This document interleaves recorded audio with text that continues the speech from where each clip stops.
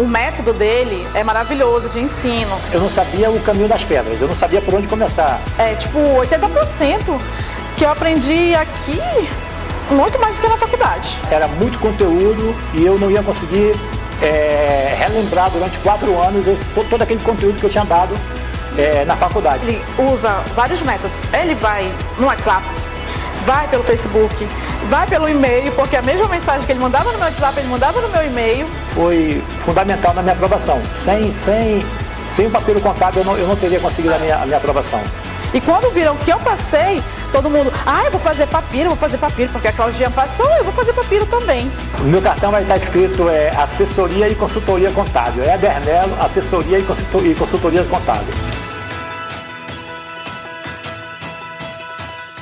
Saudações, meu amigo Papirão, seja muito bem-vindo à nossa jornada de revisão para o exame CFC. E você está assistindo esse vídeo porque você se inscreveu na nossa jornada gratuita. E ao longo dessa jornada gratuita, eu vou mostrar para você que você é 100% capaz de ser aprovado no exame CFC, que está chegando, está bem próximo já.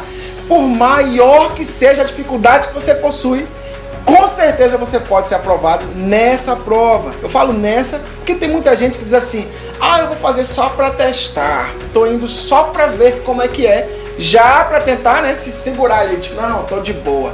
E na verdade, você tem plenas condições de ser aprovado. E se você acha que não tem condições de ser aprovado, ou porque vai fazer pela primeira vez, ou porque a graduação que você teve, ao longo dos 4 anos, não foi aquela dedicação extrema, ou enfrentou alguma dificuldade ao longo da graduação, seja aí uma gravidez, ou ter que conciliar trabalho e estudos, e não deu muito certo esse mesclado aí, não te ajudou muito nos estudos, ou até mesmo pensa que você já está muito velho para tentar a prova, que já passou algum tempo, já está uns 4, 5 anos desde que se formou e não estudou mais nada desde lá. Se você fez até um curso à distância e o conteúdo do curso à distância aí não te deu segurança para tentar fazer a prova, eu vou mostrar para você que se você em algum momento não foi aprovado por uma dessas variáveis, em 99% dos casos isso não é verdade. E mesmo com todas essas variáveis, eu vou provar para você que você pode sim ser aprovado, desde que você faça da maneira certa. Então eu vou te mostrar o que você precisa saber para sair de uma pessoa que sabe 0 de contabilidade e se tornar uma pessoa que sabe mais que o suficiente, tendo em vista que o exame é de suficiência do Conselho Federal de Contabilidade. Eu sei que tudo isso pode parecer muito bom para ser verdade, mas o que eu vou te apresentar é a experiência pessoal e até de acompanhamento das centenas de alunos que eu possuo que já alcançaram resultados que surpreenderam a eles mesmos. Nem eles acreditavam que poderiam alcançar tanto, até mesmo de aprender em 3 meses intensos aquilo que não foi possível aprender nos 4 anos da graduação. E se você fizer 100% aquilo que vai ser ensinado ao longo dessa jornada, você pode naturalmente acabar com uma das nossas centenas de alunos aí que foram aprovados, e você pode até conferir uma dessas histórias como essa agora. Olá, eu sou a Adriana, falo de Santo André, em São Paulo. Eu tô gravando esse vídeo para agradecer muito o professor Giovanni. Essa minha prova foi a primeira vez que eu fiz a prova. Eu ainda estou terminando a minha graduação e para mim foi um desafio e uma conquista muito gratificante. Estou terminando o curso de Ciências Contábeis, estou no último ano e a minha graduação é online, eu faço curso online. Então eu estava com muito medo de fazer essa prova, porque tem aquela questão de você acha que não aprende o suficiente estudando online. E quando eu tive a oportunidade de conhecer o curso do professor, eu tive esse mesmo medo. Vamos estudar pela internet, como será que vai ser? Ele falava que era um presencial online e realmente foi isso. O professor todos os dias mandava mensagem no WhatsApp pra gente, cobrava nossos retornos, a gente tinha metas diárias de estudo E foi muito bom essa rotina, porque a gente aprendeu um pouquinho todos os dias. E eu, em 3 meses, aprendi realmente o conteúdo dos 4 anos da faculdade e consegui atingir 36 acertos na prova. Então, foi a primeira vez que eu fiz e já na primeira vez consegui esse resultado. E mérito nosso, meu e do professor, que nos ajudou e que passou todo esse conteúdo pra gente de uma forma muito dinâmica e muito legal. Obrigado, é isso. Então você pôde ver o quão incrível é você alcançar o resultado que você tanto esperava. E saber ainda que tudo isso depende de um método. Basta você aplicar o método e esse método vai te trazer grandes resultados. Mas antes de te mostrar como é esse método, deixa eu te contar como que eu fiz para criar esse método.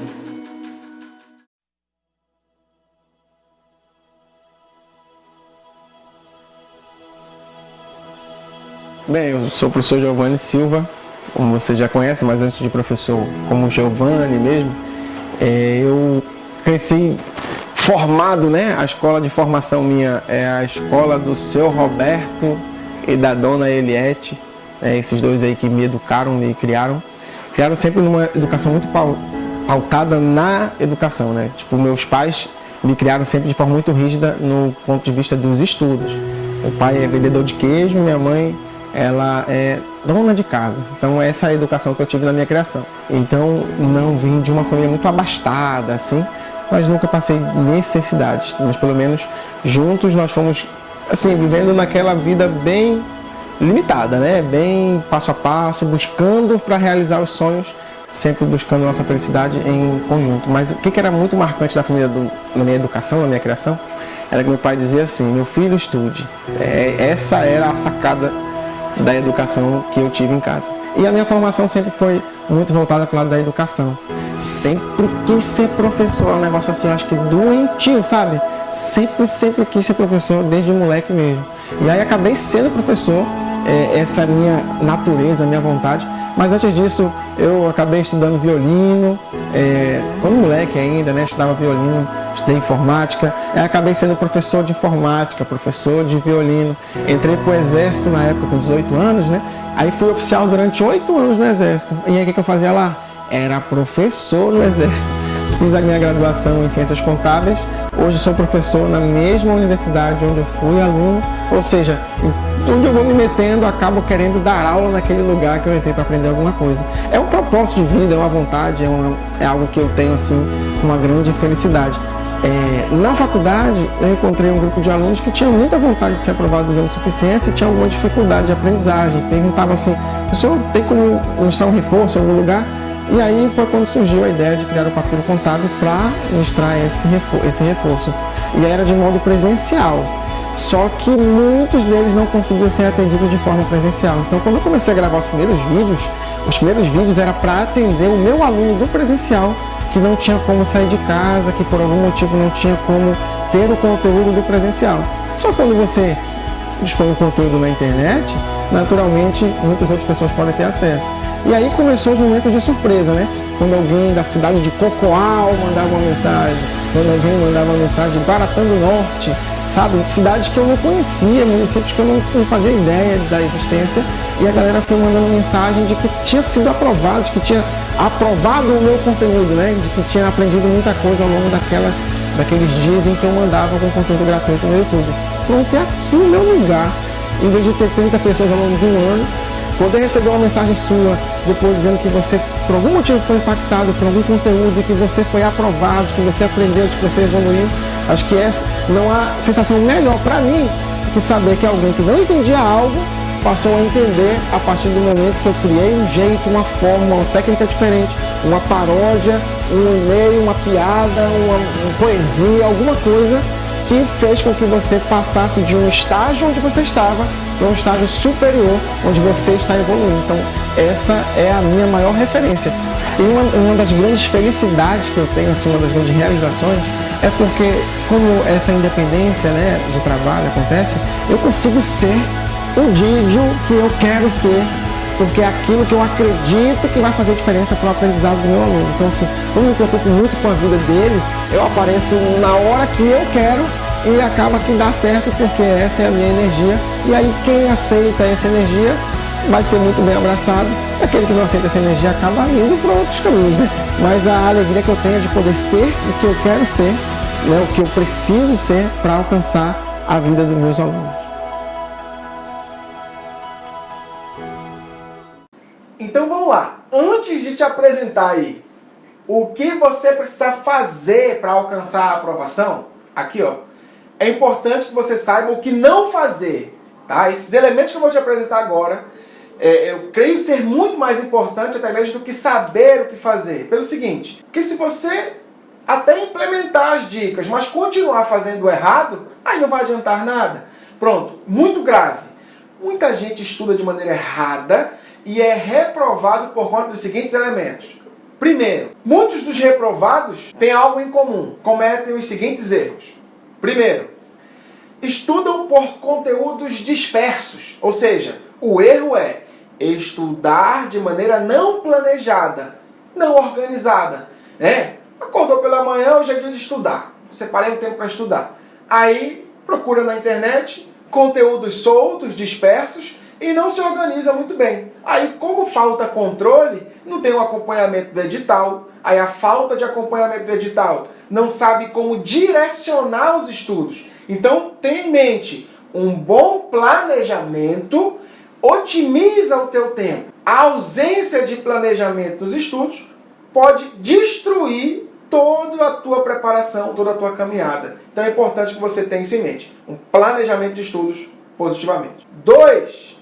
Erro muito grave também cometido pelos alunos que são reprovados. Vê se você já ouviu uma história parecida com essa aqui, ó. Todo leso, hipotético, tá? Todo leso, então eu vou estudar a partir desse fim de semana.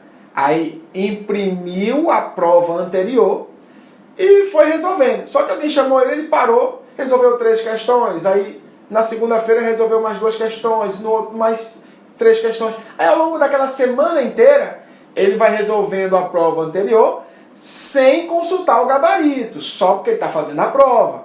Aí depois de 1, 2 semanas resolvendo as questões, aí ele vai conferir o gabarito. Aí terminou, conferiu, acertou 26 das 50. Aí olha a reflexão dele. Poxa, se eu tivesse feito, eu teria passado. Olha, vou imprimir outra prova agora. Você desconsiderou que no dia da prova você tem uma limitação de tempo. Então você precisa treinar com o tempo. Você vai ficar nervoso no dia da prova, que é natural, porque é um teste e você naturalmente apresenta certo nervosismo. Então essas variáveis, você não sofreu essas variáveis quando resolveu ao longo de 1 ou 2 semanas. E o terceiro erro, que é muito grave e é cometido por muitos reprovados, é estudar apenas o conteúdo. Eu assisto às aulas, mas não exercito. Eu só fico acompanhando o professor resolver os conteúdos, mas não exercito. Eu não exercito, não faço sozinho, eu só faço acompanhando alguém fazer. Veja que isso também pode ocasionar um erro muito grave, porque no dia da prova você precisa desenvolver essa dinâmica de por onde resolver a questão, quando trava por um caminho, resolve por outro. E se você só assiste alguém fazendo, você não tem essa expertise aí, você não consegue desenvolver essa dinâmica. Então, o que a gente vai precisar mesclar para que as coisas aconteçam é o método que é aplicado para que dê certo nessa caminhada. Alinhar o conteúdo que você assiste aos exercícios bem organizados e nunca esquecer do simulado. Então fazer simulados semanalmente de modo a revisar o conteúdo que já foi estudado. Então vamos lá. Nosso desafio, né? São 50 questões na prova e das 50, 25 nos dá o suficiente, né? Para ser aprovado. E no total das 50, 21 delas são compostas por contabilidade geral. Então não há dúvidas de que o assunto, né, a matéria mais importante é a contabilidade geral. Você não tem dúvida quanto a isso. Agora, no que tange a contabilidade geral, há um grupo de assuntos que com uma frequência muito maior se repete. Exemplos. Você não vai encontrar uma prova sem classificação de contas, sabe? De você dizer se a natureza da conta é devedora ou credora, se o saldo do ativo, o saldo do passivo, o saldo do PL, lançamentos contábeis, depreciação, operações com mercadorias, incidência de tributos. Essas ocorrências, elas são muito repetitivas. Então, a gente tem que abarcar aquele conteúdo que está sempre presente, ficar muito seguro neles. Então, eu creio, e eu já tenho segurança para afirmar isso, que o assunto mais importante da prova é a classificação de contas. Acho que é comum você já ter ouvido alguém falar assim, poxa, eu tenho dificuldade naquele negócio de classificar contas. É muito simples. Vou te explicar o porquê que isso acontece. Se você tem dificuldade de classificar contas, você erra qualquer questão de balanço patrimonial. A pergunta é qual é o saldo do ativo, o saldo do passivo, e você vai errar por não saber classificação de contas. Né? Na verdade, você não vai errar. Você corre o risco de errar caso você não saiba a classificação de contas. Só que, quando você não sabe a classificação de contas, não dá para resolver balanço patrimonial, não dá para saber quais questões de DRE, não dá para acertar DFC, não dá para resolver DMPL. Ou seja, todas as demonstrações contábeis são compostas pelas contas. Então não tem como você ter uma dinâmica legal no aprendizado se essa tua base de classificação de contas não está bem. E às vezes a gente estuda errado, né? Como é que eu estudo errado da classificação de contas? Ficar tentando decorar. Essa conta tem natureza tal, eu decorei. Tal conta tem natureza devedora, e está decorado. E não dá. Se você decorar qualquer lista que você ficar decorando para a prova, não vai valer a pena. É uma perda de tempo. Você não vai alcançar o resultado que você espera. Então a gente vai fazer assim, ó. Para eu classificar uma conta, vamos apresentar direto aqui aquele que você já é acompanhado do balanço patrimonial. Mas vamos só conceituar assim. Já que eu preciso classificar uma conta, é importante que eu entenda que a conta possui uma natureza. Agora, o que é uma conta? A conta nada mais é o que a gente chama de representação do patrimônio. Então, a conta representa o patrimônio.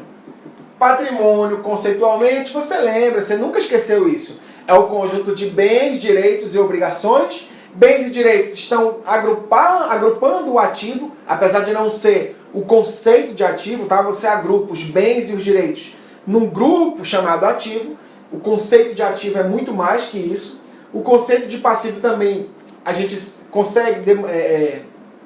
consegue trabalhar ao longo das aulas posteriores. Mas nesse instante, lembre que a conta nada mais é do que a maneira de representar o patrimônio. E no balanço patrimonial, as contas serão agrupadas nos grupos de ativo, passivo e PL. Na DRE, você terá contas de receita e contas de despesa. Cada conta possui uma natureza. Ou a conta tem uma natureza devedora, ou ela tem uma natureza credora. E é nisso que a gente vai trabalhar. Uma conta pode ter natureza devedora, a gente precisa bater muito forte nisso aqui, ó. Ou a conta possui uma natureza devedora, ou ela possui uma natureza credora. Então olha a situação que nós ficamos aqui. Eu tenho que ter cuidado com a natureza da conta, porque se eu não souber isso aqui, eu não consigo fazer lançamentos contábeis. Para fazer lançamento tem que saber a natureza da conta, né? Você vem de um dia a dia assim, você passa por aí a pessoa pergunta, vai pagar no débito ou no crédito? E aí o débito e crédito das relações comerciais não tem a mesma força na contabilidade, né? Não se comportam da mesma forma. O débito apresenta sempre algo muito negativo, né? Que vai diminuir algo, isso no dia a dia, né? No assunto empírico, fora, não dentro da ciência contábil. Enquanto que o crédito seria algo mais positivo, né? Uma palavra dele é mais negativa, outra positiva. E você, para aprender contabilidade, tem que esquecer isso, joga fora. Isso não faz parte, não. Ó, uma conta ou é devedora ou é credora. Toda conta tem uma natureza. Ou ela é devedora ou ela é credora. Nossa missão na aula de hoje é saber como identificar se uma conta tem natureza devedora ou se ela tem natureza credora, ok? Então nós vamos fazer assim. Ó, só avançando um pouquinho, esse conteúdo aqui ele vai ser estudado na próxima aula, né? Mas aqui, a parte de lançamentos contábeis é na aula seguinte. Mas aqui, por que eu tenho que saber o que é devedor e o que é credor? Lembra que você trabalha com débitos e créditos na contabilidade?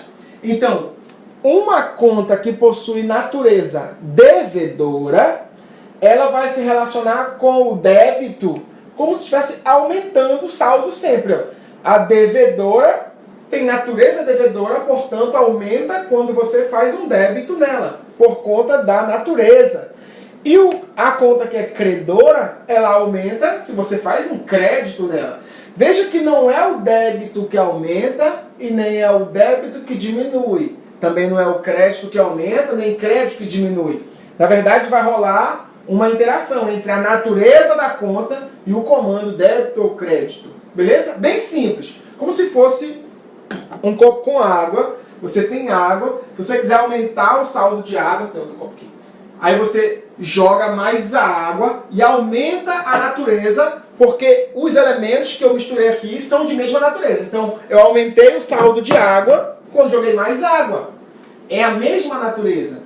Então, quando você comanda assim, débito no caixa, aí pronto. Não é porque é débito que vai aumentar ou diminuir. É porque débito é um comando e o caixa, aí eu tenho que ver qual é a natureza da conta caixa. Porque ela pode ser devedora ou pode ser credora. Ó a missão. Agora, como é que eu vou descobrir isso? Ah, eu vou decorar. Não. Desnecessário decorar. Você não vai precisar decorar. Vamos fazer assim, ó. Quando você tem o balanço patrimonial disponível para você, você consegue fazer com calma. Ó como eu vou fazer aqui. Então eu vou desenhar o balanço patrimonial para você. E eu imagino que se você ganhasse aqui R$1, né? R$1 para cada vez que você desenhou o balanço patrimonial ao longo da graduação. Nossa, dava para pagar todos os brigadeiros que foram consumidos ao longo desse percurso, né? Então aqui, ó. Esse aqui é o meu balanço patrimonial. Então o balanço patrimonial é composto pelos grupos do ativo, que você já conhece, pelo grupo do passivo. Por favor, Giovanni, mas isso eu já sei, calma, que o que eu vou te apresentar é novo, calma aí. Ó, então eu tenho ativo, passivo e PL natural, isso aqui não é novidade. E eu tenho que saber que natureza tem de cada lado. Na equação fundamental do trabalho, aquela que diz que o total do ativo, né? Aqui o total do ativo tem que estar igual ao total do passivo. Então, para eu achar aqui o PL, eu faço o cálculo de ativo. Eu sei que aqui talvez não tenha novidade ainda para você. Por favor, calma aí. Para achar o saldo do PL, nada mais é do que pegar o ativo menos o passivo, achamos o PL, onde está a situação líquida da empresa. Bora para a novidade agora. Essa mesma equação do trabalho pode ser escrita da seguinte forma, ó. Vou escrever num lugar mais solto aqui. Aí eu apago. Aqui, ó. As aplicações de recursos, toda aplicação de recurso deve ser igual a uma origem. Então esse aqui é o primeiro passo. Tem que ter isso em mente. Se você,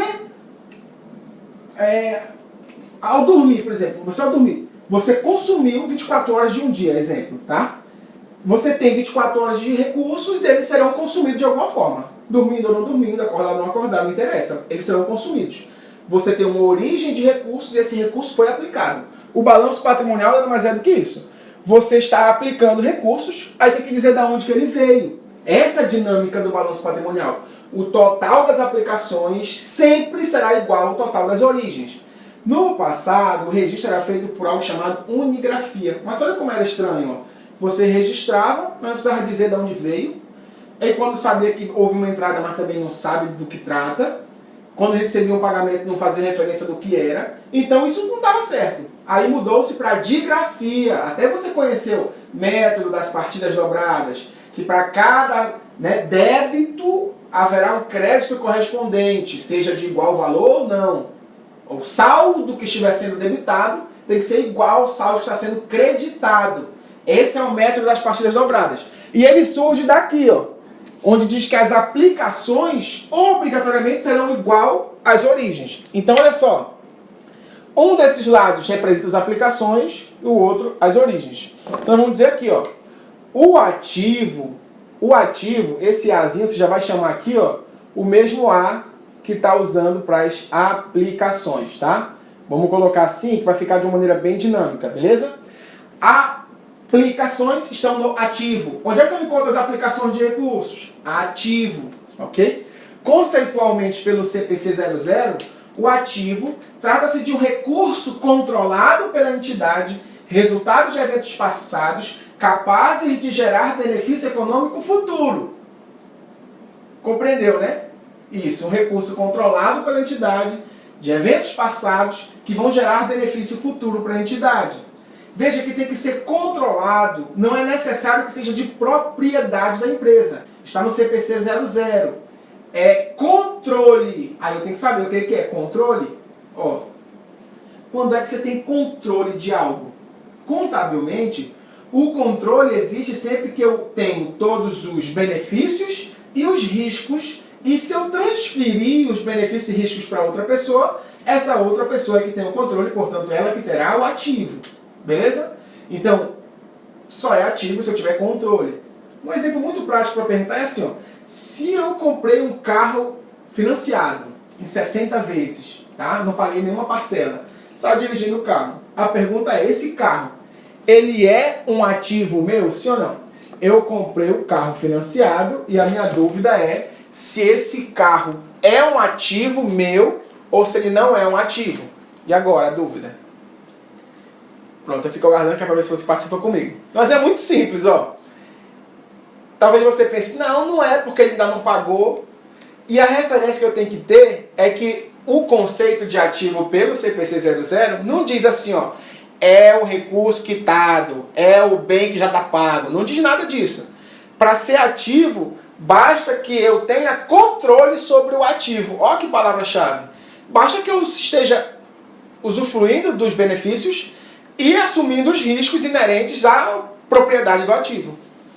Deu para compreender isso? Portanto, se esse carro que eu comprei financiado for assaltado, se for roubado, ou se tocar fogo no carro, né? Se eu perder o carro, sei lá, eu que vou assumir as consequências disso, né? Eu estou com a propriedade do veículo, mesmo que não seja dono, mesmo que não seja pago, o risco quem corre sou eu, os benefícios de usufruir daquele carro é meu, e se eu cair num buraco para sempre, pronto, também o risco que eu corro, então eu estou usufruindo, então é um ativo, sim, independentemente de já estar pago ou não, beleza?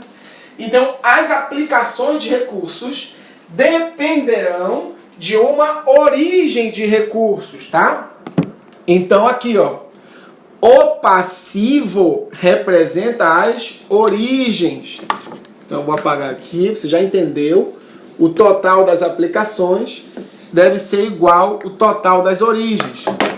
E o passivo representa exatamente as origens, ok? Então fechou. A aplicação, ativo. Origens, passivo. Beleza? Basta ter assim, você vai baixar um aplicativo, pronto. Aplicativo. E o passivo, as origens. Massa. Aí, outra frase para gravar, né? Ó, já vi. Toda aplicação é igual a uma origem. E toda aplicação tem natureza devedora. Então você tem que pegar esse bizu aqui, ó. Se é uma aplicação, as aplicações possuem natureza devedora. Não esqueça disso. Aplicações possuem natureza devedora. E as origens possuem a outra natureza, que é a natureza credora. Ok? Então, se a conta está no ativo, ela provavelmente é uma aplicação e toda aplicação tem natureza devedora. E se ela for uma origem, ela tem natureza credora. Tá? O quadro para você acompanhar. Vou até sumir um pouquinho aqui, que é para você conseguir visualizar. Beleza?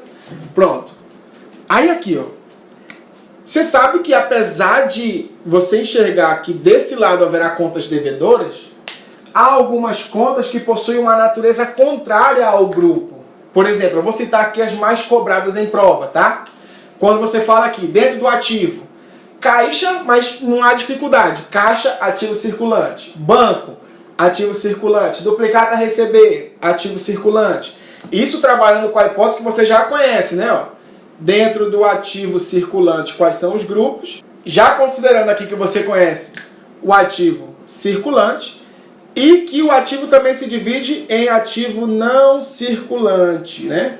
Eu tenho o ativo circulante e o não circulante. Só que o não circulante se divide em 4 subgrupos. Então tem que lembrar quais são. Ó. Dentro do não circulante, eu tenho o realizável a longo prazo. Então anote aí, realizável longo prazo. Tem um outro subgrupo chamado investimento. Nessa ordem, não pode fugir dessa ordem.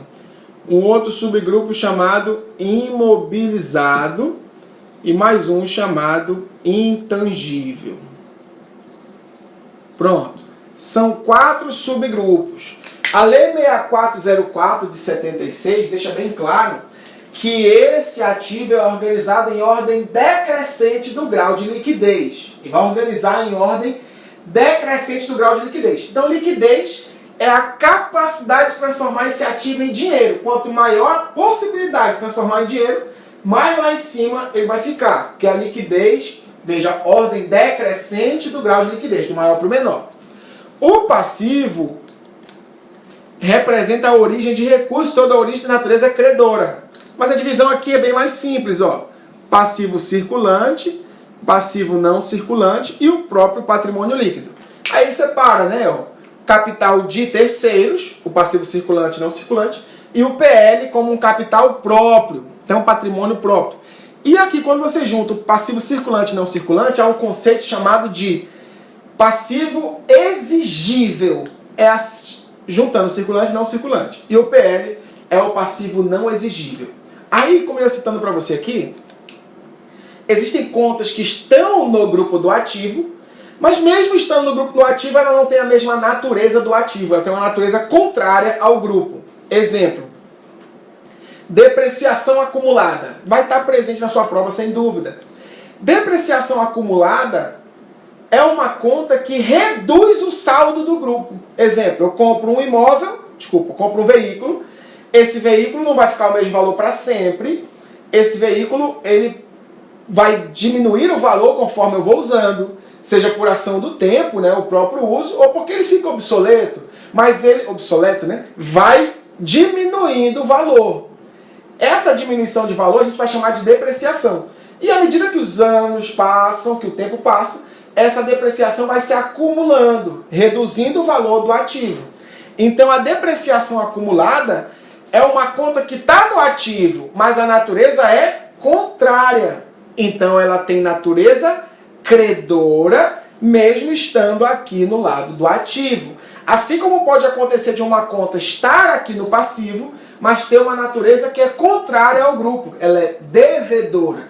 E é aí que a gente não pode pecar, é aí que a gente não pode errar. Nossa missão é entender aqui, ó, como saber a natureza de uma conta. Para não esquecer, nós temos ativo, passivo e PL, só falei de balanço patrimonial. Vamos entender aqui da onde surgiu essa ideia de origem e aplicação.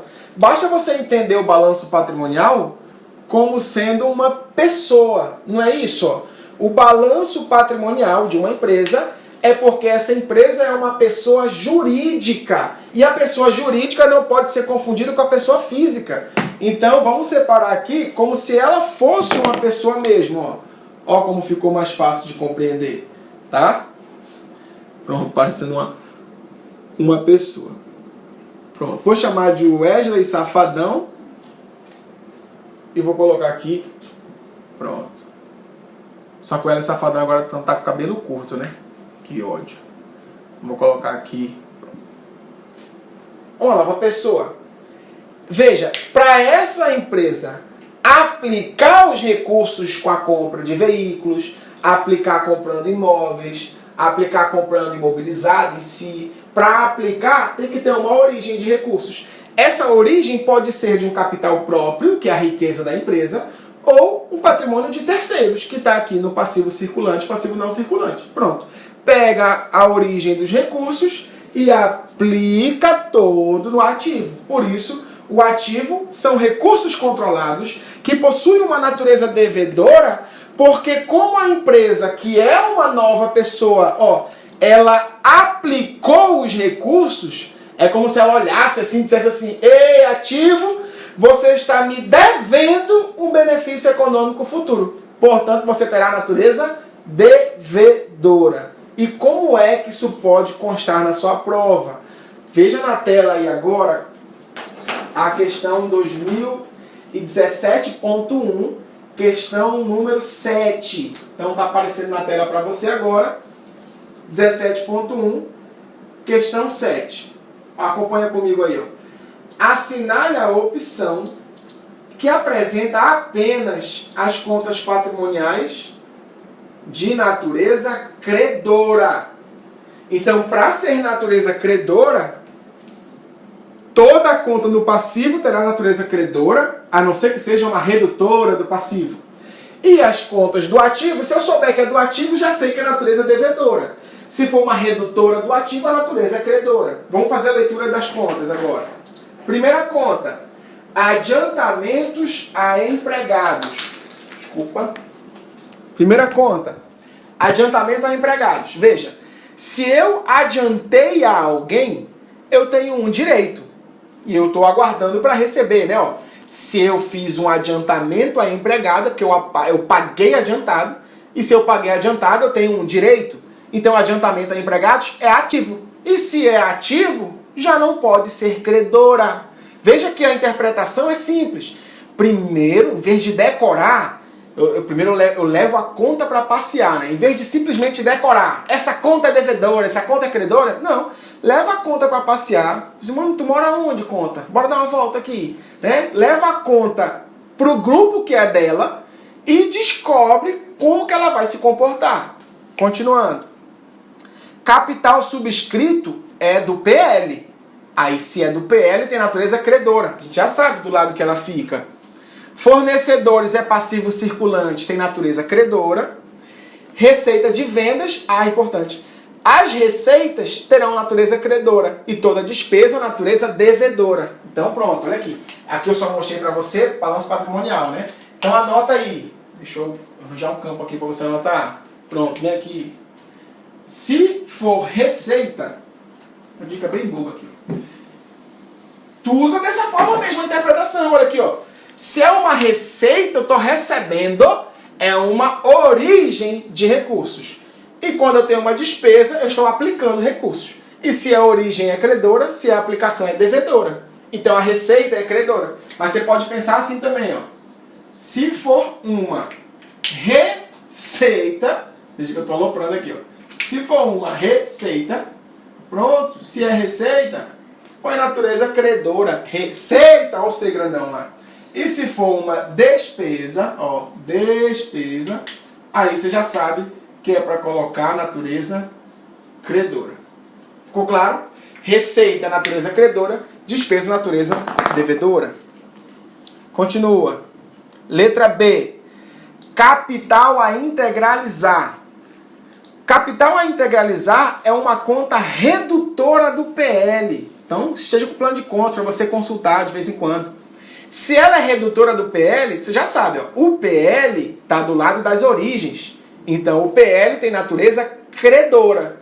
Só que o capital a integralizar é redutora do PL. Já que é redutora, então a natureza é contrária, portanto, será devedora. Beleza? Empréstimos a pagar. Ei, grava essa frase.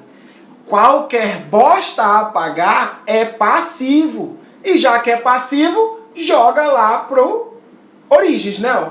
Falou que é do passivo, origens, natureza credora. Beleza?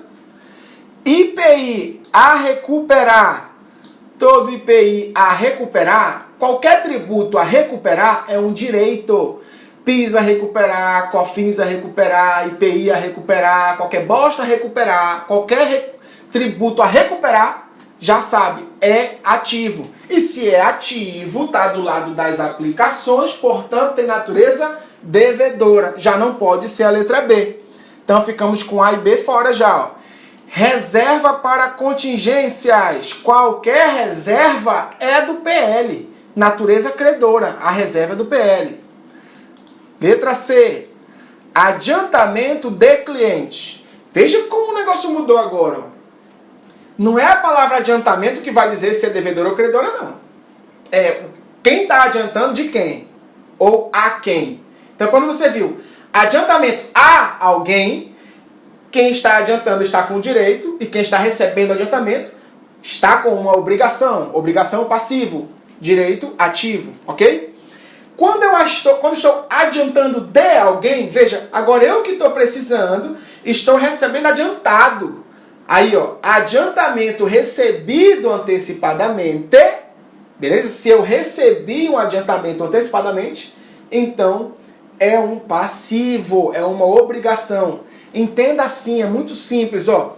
Se você adiantou algo para alguém, você tem o direito e o alguém tem uma obrigação de pagar de volta. Agora, se você adiantou de alguém, você não possuía, você foi lá com o alguém, pegou o emprestado, aí você criou uma obrigação e o alguém tem o direito. Então, adiantar de não é a mesma coisa que adiantar a, ok? Então, letra C, adiantamento de clientes, passivo. Depreciação acumulada. Pronto. É uma conta que está no ativo, mas tem natureza contrária. Então, a depreciação acumulada é credora. ICMS a recolher. ICMS a recolher também, moçada, tem natureza credora. Qualquer ICMS, PIS, COFINS a recolher, se for a recolher, então ele é uma conta do passivo. Porque você recebeu das mãos do consumidor um recurso que não é seu, porque são impostos, e irá recolher ao Estado, porque o recurso pertence ao Estado, ok? Então, quando você ouve o a recolher, porque não é seu, você pegou da mão do consumidor, está entregando, recolhendo ao Estado. Então, por ser ICMS a recolher, o tributo a recolher já sabe que joga no passivo por ser uma obrigação de recolher ao Estado. E por último, salários a pagar. A pagar, qualquer bosta a pagar é passivo. E já que é passivo, está do lado das origens, natureza credora. Custos de... Aí já foi, então meu gabarito é tudo letra C, né? Questão 7, marquei letra C, então. Tudo credora.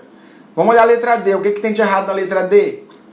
Custos de transação a apropriar. Essa conta aí, que só quem estava acompanhando, né, o plano de contas entregue pelo CFC, onde está no edital, você pode olhar no edital, existe essa continha lá, junto com encargos financeiros passivos a transcorrer, está lá como redutora do passivo.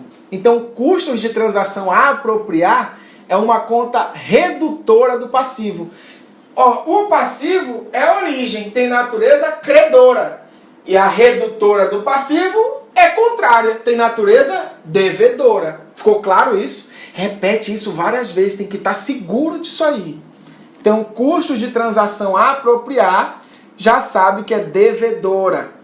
Duplicatas descontadas, isso dá uma confusão. Duplicatas descontadas em nada tem a ver com pagamento feito com desconto. Não é isso. Duplicatas descontadas, primeiro saiba que ela tem natureza credora, tá? Duplicatas descontadas é do passivo. Agora, o que é uma duplicata descontada? Muito simples. Quando é que ocorre a duplicata descontada? Imagina que eu sou um vendedor e estou vendendo algo para você e daqui você comprou de mim a prazo. E aí está aqui a duplicata que você tem que pagar. Essa duplicata que você comprou a prazo, eu vendi. Então eu tenho uma duplicata a receber. Olha que bacana. Eu possuo duplicata a receber, você duplicata a pagar. Só que eu preciso do dinheiro hoje. Só que você vai pagar daqui a 6 meses. Eu preciso hoje da grana. Aí eu te ligo, aí tem como você adiantar, né? Tipo, pagar logo? Aí você diz, não, só é daqui a 6 meses. Eu falo, eu te dou um desconto. Eu disse, não quero pagar. Veja que não está rolando pagamento com desconto, tem nada a ver. Eu estou com a duplicata, estou precisando de dinheiro, aí eu procuro uma agência de factoring que compra e vende duplicatas. Aí eu entro em contato e falo assim, ei, quanto você paga nessa duplicata? Veja que eu estou indo vender a duplicata. Qual é o diferencial que não é bem uma venda? É porque caso você não pague, esta empresa que eu estou negociando sua duplicata, ela não vai te procurar não, porque ela não tem nada a ver com você. Ela vai procurar a mim, porque fui eu que fui lá pegar algo emprestado e deixei como garantia a duplicata que você tem a obrigação de pagar e eu tenho o direito de receber. Veja como foi a negociação. O nome dado é desconto de duplicatas. Mas você pode entender facilmente assim, ó. Eu estava querendo emprestar um dinheiro, cheguei num lugar, que é numa agência de factoring, faço o empréstimo, mas deixo como garantia a duplicata, provando que eu tenho algo a receber. Ou seja, naturalmente, você não vai conseguir vender, o que tu vendia duplicata, eu não vou conseguir vender por 10 mil para a agência de factoring. Digamos, vou simular aqui que a gente consiga uns 7 mil. Então, quando chega o dia de receber o valor integral de 10 mil, que você tem a obrigação de pagar, aí, caso você não pague, a agência de factoring não vai procurar por você, e sim por mim, porque fui eu responsável pelo empréstimo. Então veja, duplicatas descontadas tem nada a ver com pagamento com desconto, e sim com uma operação de um empréstimo feito, entregando como garantia uma duplicata. Beleza? Pronto, próxima conta na tela aí é a receita de serviços. Já falei pra você, papai. Receita, ou ser grandão. Receita credora. Se fosse uma despesa devedora. Então você já entendeu aí. E reserva de lucros a realizar. Se é reserva, está no PL. E todo PL tem natureza credora. Resumindo, toda aplicação tem natureza devedora. Devedora adora débito. Vai aumentar por débito. Isso é o conteúdo da nossa próxima aula aí sobre lançamentos contábeis. Então, devedora adora débito, credora adora crédito. E como é que eu descubro se a conta é devedora ou credora? Basta olhar se ela é uma aplicação de recursos ou se ela é uma origem. Ativo, aplicação de recursos. Trata-se de recursos controlados pela entidade, resultado de eventos passados, capazes de gerar benefícios econômicos futuros, enquanto o passivo é uma obrigação presente, resultado de eventos passados, que, ao serem liquidados, vão exigir a saída de recursos que incorporam os benefícios econômicos. Ou seja, para eu me livrar de um passivo, vou ter que usar um ativo. Deu para compreender aí, né? Então, ativo, passivo, e o PL é a riqueza da empresa, ativo menos passivo, PL. Receita, natureza credora, principal fonte de arrecadação de recursos, e a despesa, um esforço necessário para obter as receitas. Então você vai separando aí natureza devedora de natureza credora. Veja que esse é um dos assuntos, sem dúvidas, mais importantes, porque ele prepara você para tudo aquilo que vem à frente. Como, por exemplo, a nossa próxima aula, que é sobre lançamentos contábeis. Olha, isso aí já deve ter sido assim, pedra de tropeço para muita gente. Como fazer o lançamento, se é o débito, se é o crédito, eu não sei como é que isso se comporta. E aí você vai conseguir na nossa próxima aula, você vai se livrar desse desespero aí, porque débito e crédito é a coisa mais simples do mundo. Você consegue aprender com tranquilidade e está sempre presente em prova. Então, nessa próxima aula, eu aguardo você, mas antes de fechar essa tela, por favor, deixa aqui abaixo o teu comentário, que é para eu saber o que você achou da aula, mas principalmente não deixe de dizer de onde você é, porque eu quero saber de onde você é. Eu vou fazer a leitura de cada um dos comentários, responderei a todos, é um compromisso meu, e eu aguardo você no nosso próximo encontro. Deixe seu comentário e vem papirar com a gente.